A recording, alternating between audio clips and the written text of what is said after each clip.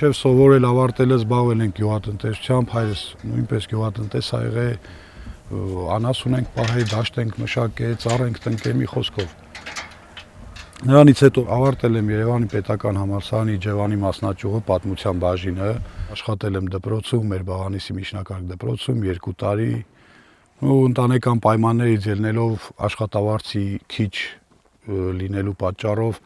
գործս փոխել եմ, ուրիշ տեղ եմ աշխատել, մաքսային համակարգում եմ աշխատել Բագրատաշեն։ Նրանից հետո ծառայել եմ, զինվորական եմ եղել պայմանագրային հիմունքներով։ Ունեմ 4 երեխա, ապրում ենք Բաղանիսում, ուզում ենք մեր հայրենիքը, մեր գյուղը, մեր հողը շեն պահենք, մտադրություն չունենք բացարձակ գյուղից հեռանալու։ Մեր ծննդավայրն է, գերեզմաններ ունենք, մեր պապերի, մեր տատերի գերեզմաններն է։ Չգիտեմ, երևի հողն է պահում։ Մեր ծննդավայրը, մեր օդը, մեր ջուրը, չգիտեմ, կոնկրետ չեմ կարող ասեմ, պահող բաներ շատ կա։ Ինձ միշտ անհանգստացրել է օրինակ դպրոցը։ Տարիների ընթացքում անդադ աշակերտների թիվը պակասում է գյուղում։ Մենակ դրանից ենք վախեցել, որ երեխեքին չկարողանանք դպրոց ուղարկենք, դպրոց կամ կողքի գյուղ, կամ նոյեմբերյան քաղաք ուղարկենք։ Նման խնդիրներից ենք վախեցել, որ հնարավոր է ինչ-որ դա դրդի, որ գնանք նոյեմբերյան կամ Իջևան կամ, բայց փառք Աստծո միջև այսօր հələ որ այդ խնդիրը դեռ այդ աստիճան չի հասել։ Իհարկե կա, դասարաններ ունենք, աշակերտ չկա։ Այս տարի շրջանավարտներ ունենք 3 հոգի են, անցած տարի 6 հոգի են եղել, 6 կամ 7։ Առաջի դասարանցիներ այս տարի կան, բայց տարի ալնում, որ չի լինում։ Ես որ աշխատել եմ, այն ժամանակ Ժաննա Անդրեասյանը դեռ չկար, փառք Աստծո։ Նախարարը ուրիշ ա եղել, էլի։ Հիմա տենց են ասում, նախկինների ժամանակ եմ ես աշխատել։ 2 աղջիկս ուսանող են, իմ տղաս է դպրոց գնում, մեկն է փոքր է։ Ես որ ասենք նստում ենք տունը դասերը պատրաստելու, ես գլուխ չեմ անում, թե այդ ինչ է գրած այդ գրքում կամ ինչի համար է դա գրած, դրանից ինչ պետք է երեխան սովորի։ QR կոդով Մեսրոպ Մաշտոցի նկար, չգիտեմ եսի ինչեր, կարիքը որն է դրա, իմաստը որն է, որ պետք է երեխան, նախ երեխեք կա որ հեռախոսել չունեն, հասարակ բան, որ տունը, ասենք, չգիտեմ, համակարգիչ չունեն, չեն կարող օգտվել այդ ժամանակակից միջոցներից, այդ երեխան ոնց QR կոդով գտնի, թե Մեսրոպ Մաշտոցը ով ա եղել։ Դժվար էր, մարդու նկարը ոնց ենք մենք սովորել մեր ժամանակներում, գիրքը բացում ենք, տենում ենք Մեսրոպ Մաշտոցն է, մի խոսքով, չգիտեմ, այնքան շատ բաներ կա, որ իբր ուզում ենք համեմատվենք եվրոպական երկրների հետ, չգիտեմ ինչ, բայց ոնց նայում ենք այդ նույն եվրոպական երկրները այդ QR կոդերի հետևից են ընկել ու շատ այլ արժեքներ մոռացել,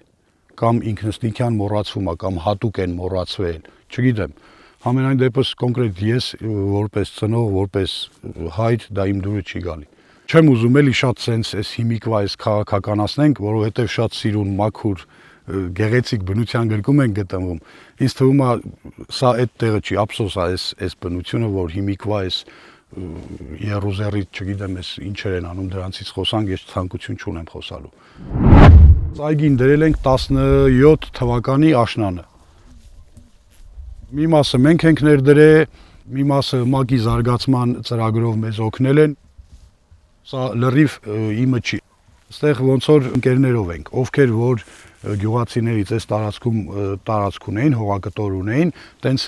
ծրագիրը տենց էր նախատեսում, որ պետք է միավորվենք, միավորվել ասելով ուղղակի բոլորը ցանկություն ունենան այգի հիմնելու։ 4 հոգի ենք, 4 գյուղացով տենց որոշել ենք մի հեկտար մեկինը, սա մի հեկտար մեկինն է, մի քիչ են մեկինն է։ Այս այգին, որ հիմնում ենք, կոնկրետ թշնամին, ադրբեջանցիները մեզանից այն հեռվի սարի վրա էին։ Հիմա մոտավորապես կոնկրետ այս հատվածում եկել են մոտիկացել մի համարյա կիլոմետր առաջ են եկել։ Ստեղից ուղիղ գծով երևի մի 600-700 մետր է։ Մեր այդ ապահով փշալարը, որ անցնում է, մի 700 մետր է, կոնկրետ ստեղից հեռու, ուղիղ գծով։ Փշալարը, հա, մարդիկ կան իրանց համար ապահովա, չգիտեմ, ինձ համար ամենաապահովը այն էր, որ մեր զինվորները, մեր ինձանից շատ հայրենասեր ու հերոս տղեկ, սաղ կյանքները կանգնել են այդ պոստում, կտոր, ստեղից, ընդեղից, մի խոսքով ամրոց են սարքել, դիրք են սարքել։ Հիմա այդ դիրքերը տվել ենք ադրբեջանցիներին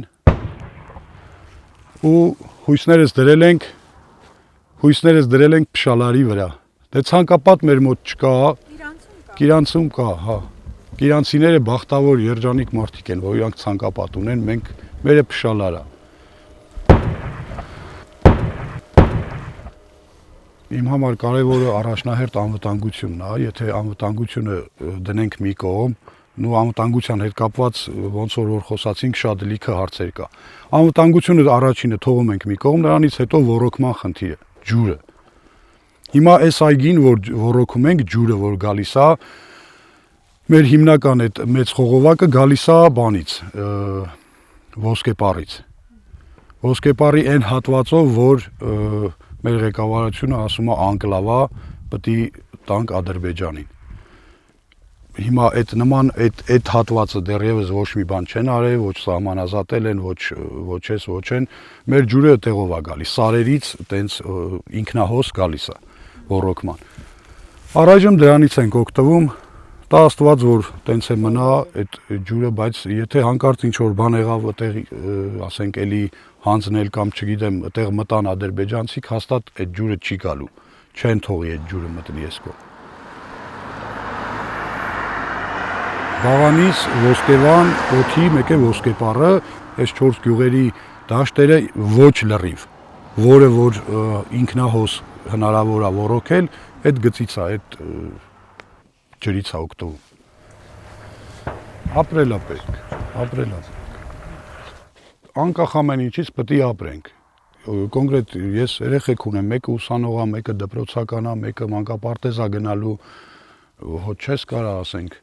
մի հատ հիմարի պատճառով, ասենք օրինակ երեխեքիդ թափառական սարքես, ասենք թողես երկրից գնաս կամ չգիտեմ ինչ, կամ քո լեզուն մոռանաս, կամ մենք էլ ասենք Մաշտոցի նկարը QR կոդով չենք տեսնի, Ռուսաստանում ինչ որ մեկը կուղարկի կտեսնենք։ Չենք ուզում տենց լինի։ Ուզում ենք մեր այսենց այգին, որ բերքը հավաքում ենք երեխեքի հետ գալիս ենք, հարևաններն են գալիս օգնում, մեկին լավություն ենք անում, չգիտեմ, կյանքը դա է իմ հասկանալով։ Իմ հայրը միշտ ինձ ասել է գյուղում պետք է ապրես։ Չգիտեմ, ոնց որ մարդը պետք է ապրի իր պապական տանը, հայրական տանը, մանավանդ որ ասենք ծնողներիս միակ տղան եմ, քույր ունեմ, բայց որպես տղա միակն եմ, ուրիշ եղբայր չունեմ, ոնց կարելի է։ Մարդիկ կա ծնողներին, չգիտեմ, չեմ ուզում ասեմ թողել, բայց ծնողները գյուղում մենակ են, իրանք Ռուսաստան են, կամ ասենք Երևան են, կամ չգիտեմ։ Այդ նույն ծնողը ստեղ չարչարվում, կարտոֆիլ է ցանում, որ ուղարկի Երևան այդ նույն ընդեղ ապրող երեխա չի հասուն մարդը, որ գյուղից կարտոշկա ուտի։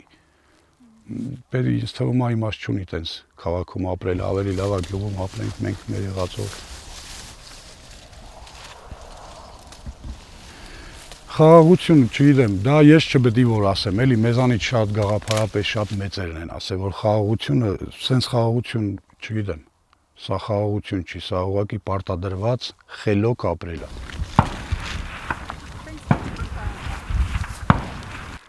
Այնքան որ մեզանից ավելի ուժեղ սերունդ, մեզանից ավելի գաղափարապես միգուցե նման սերունդ ունենանք։